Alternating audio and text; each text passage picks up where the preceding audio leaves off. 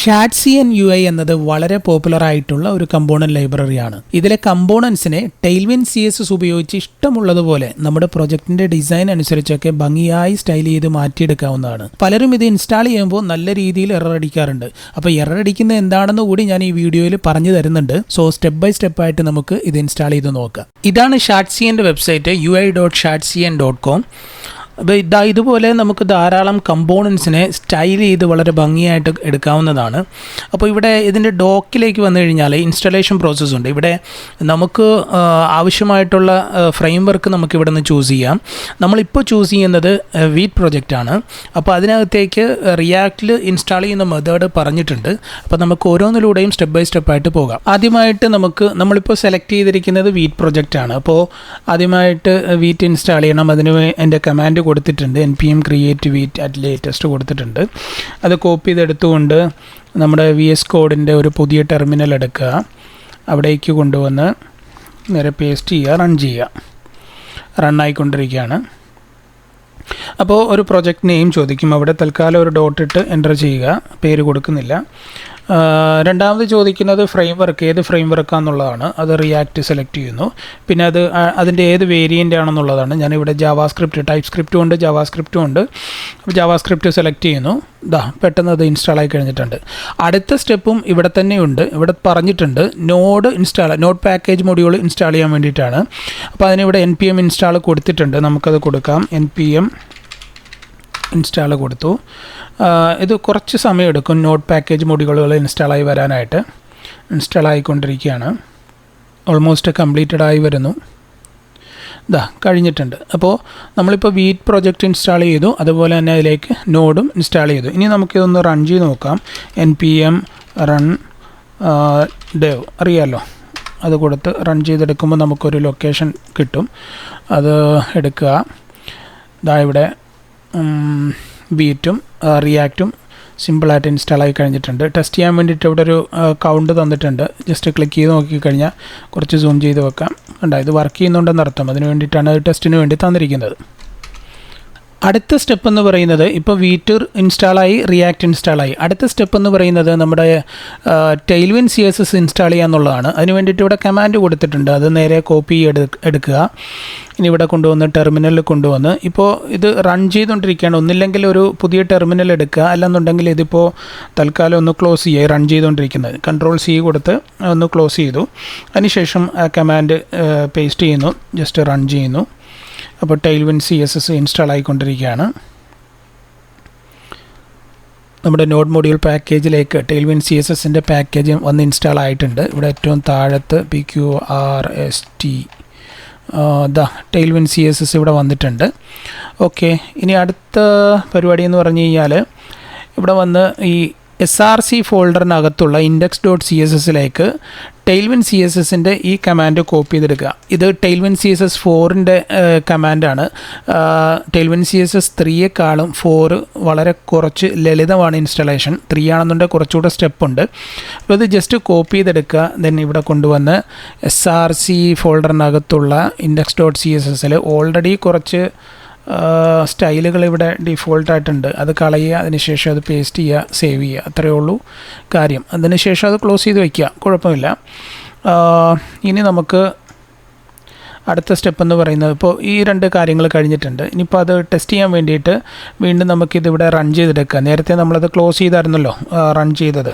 അതിപ്പോൾ ഒന്ന് റൺ ചെയ്തെടുക്കുക. npm റൺ dev എൻ്റർ ചെയ്യുക. പഴയതുപോലെ ഒരു ലൊക്കേഷൻ വരും. അത് Ctrl+ ചെയ്തുകൊണ്ട് ക്ലിക്ക് ചെയ്തെടുക്കുക. ഇവിടെ വന്നിട്ടുണ്ട്. 2-3 വന്നു. ഇവിടെ ശ്രദ്ധിക്കേണ്ടത് നേരത്തെ നല്ല സ്റ്റൈലായിട്ട് വന്നിട്ടുണ്ടായിരുന്നു. ഇപ്പം നമ്മൾ അതിനകത്ത് index.css ഉള്ള സ്റ്റൈൽ കളഞ്ഞിട്ട് പേസ്റ്റ് ചെയ്തു. ഇവിടെ നമ്മളൊരു കാര്യം ശ്രദ്ധിക്കേണ്ടത് ടെയിൽവിൻ CSS ഇപ്പം നമ്മൾ പുതുതായിട്ട് ഇൻസ്റ്റാൾ ചെയ്തിട്ടുണ്ട്. അപ്പോൾ ടെയിൽവിൻ CSSൻ്റെ ക്ലാസ്സുകൾ എടുക്കുന്നുണ്ടോ ഇല്ലയോ എന്ന് നമുക്കൊന്ന് ടെസ്റ്റ് ചെയ്യണം.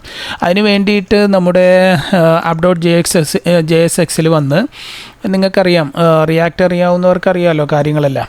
ഞാനിപ്പോൾ തൽക്കാലം ഇവിടുത്തെ ഈ ഡിവും കാര്യങ്ങളൊക്കെ ഒന്ന് ഡിലീറ്റ് ചെയ്യുകയാണ്.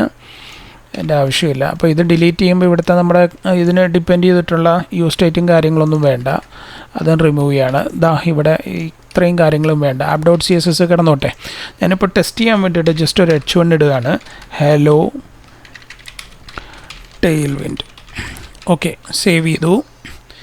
ഞാനിവിടെ വന്ന് അത് ടെസ്റ്റ് ചെയ്യാണ്. വന്നിട്ടുണ്ട്, നമ്മൾ കൊടുത്ത ടെക്സ്റ്റ് വന്നിട്ടുണ്ട്. പക്ഷേ നമുക്കിവിടെ പ്രോപ്പറായിട്ട് ടെസ്റ്റ് ചെയ്യണമെന്നുണ്ടെങ്കിൽ നമുക്കിവിടെ ഒരു ക്ലാസ് കൊടുക്കണം, ടെയിൽവിൻഡ് CSSൻ്റെ ക്ലാസ് കൊടുക്കണം. അതായത് ടെക്സ്റ്റ് ടെയിൽവിൻഡ് CSSൻ്റെ ക്ലാസ് ഇതാണ്. ടെയിൽവിൻഡ് CSS അറിയാവുന്നവർക്കറിയാം.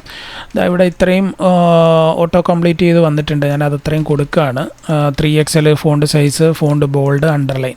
ഇത് വരുമോ നോക്കാം. ഇതിവിടെ വന്നിട്ടില്ല. അപ്പോൾ അതിന് കാരണം അത് സോൾവ് ചെയ്യാണ് നമ്മുടെ അടുത്ത പരിപാടി എന്ന് പറഞ്ഞു കഴിഞ്ഞാൽ, ഇവിടെ താഴേക്ക് വന്നു കഴിഞ്ഞാൽ ഇവിടെ ഒരു കാര്യം പറയുന്നുണ്ട്.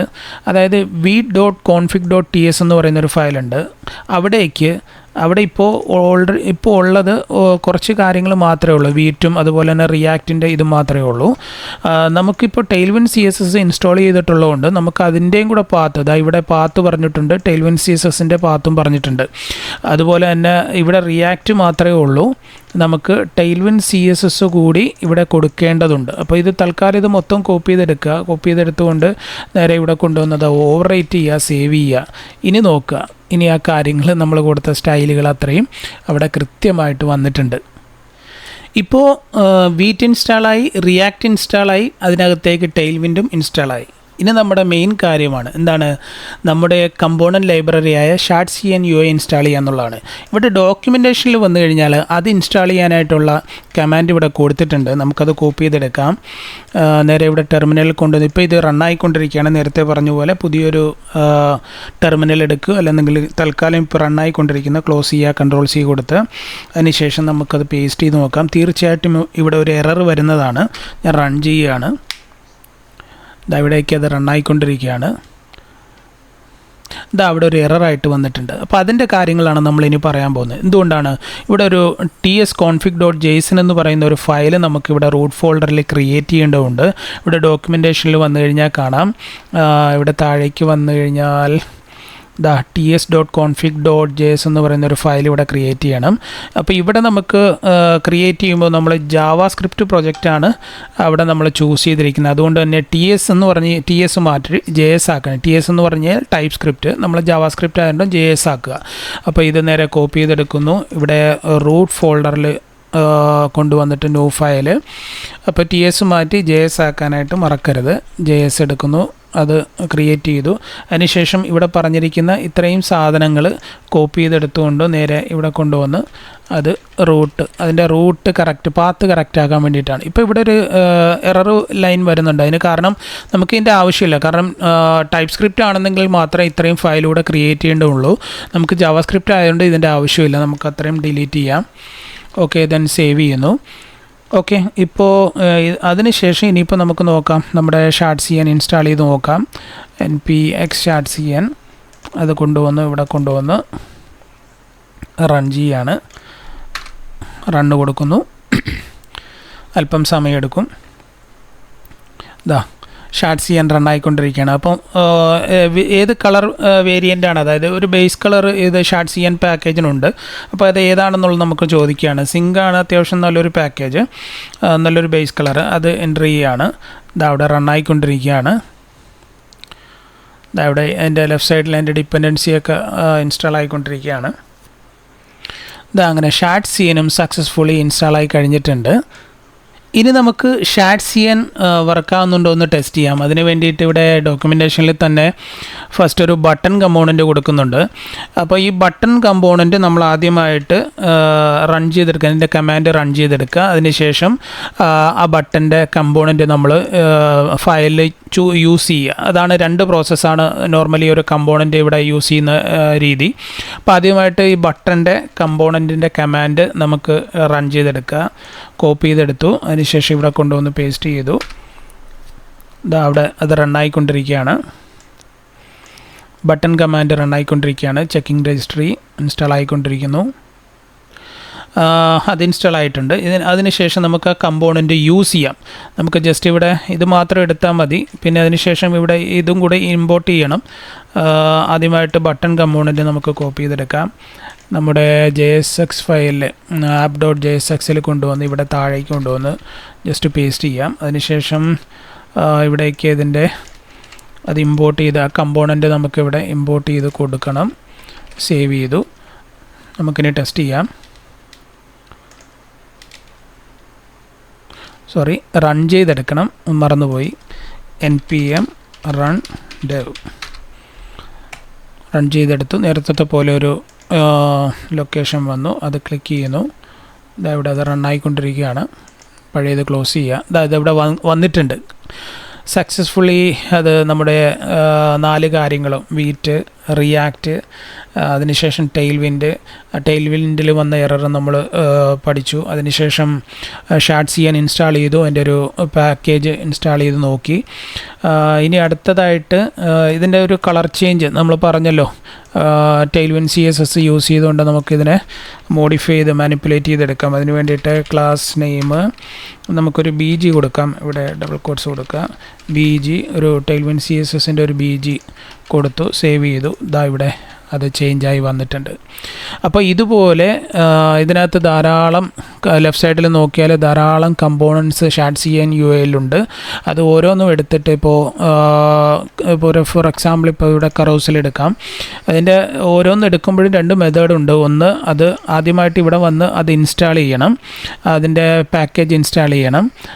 അതിനുശേഷം അത് യൂസേജ് ഇവിടെ കൊടുത്തിട്ടുണ്ട്, അത് ഇമ്പോർട്ട് ചെയ്യുക, ഫയലിൽ ഇമ്പോർട്ട് ചെയ്യുക. അതിനുശേഷം അത് യൂസ് ചെയ്യുക, കമ്പോണൻറ്റ് യൂസ് ചെയ്തതിന് ശേഷം ഇവിടെ ഇപ്പോൾ ആവശ്യമായിട്ടുള്ള ക്ലാസ്സും കാര്യങ്ങളും ഒക്കെ ടെയിൽവിൻ CSSൻ്റെ ക്ലാസ്സും കാര്യങ്ങളും ഒക്കെ ചൂസ് ചെയ്തുകൊണ്ട് വളരെ ഭംഗിയായിട്ട് എടുക്കുക.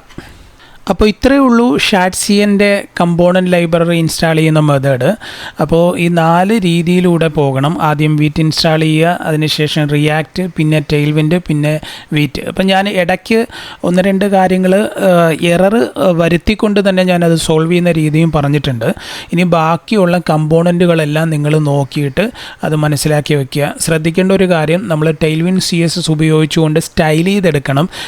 എന്നിട്ട് വേണം നമുക്ക് മനോഹരമായ രീതിയിൽ നമ്മുടെ വെബ്സൈറ്റിൻ്റെ രീതിയിലേക്ക് അതിനെ ഡിസൈൻ ചെയ്ത് കൊണ്ടുവരാൻ. അപ്പോൾ ഇനി എല്ലാവരും ചെയ്തു നോക്കുമെന്ന് വിശ്വസിക്കുന്നു. 1-2 തവണ കണ്ടു നോക്കുക, കണ്ട് മനസ്സിലാക്കിയതിന് ശേഷം തനിയെ ചെയ്തു നോക്കുക. എറർ വരുന്നുണ്ടെന്നുണ്ടെങ്കിൽ അത് സോൾവ് ചെയ്യാനായിട്ടുള്ള ശ്രമം നടത്തുക. ഓക്കെ, അപ്പോൾ അടുത്ത വീഡിയോയുമായിട്ട് കാണാം. അതുവരെ എല്ലാവർക്കും ബൈ.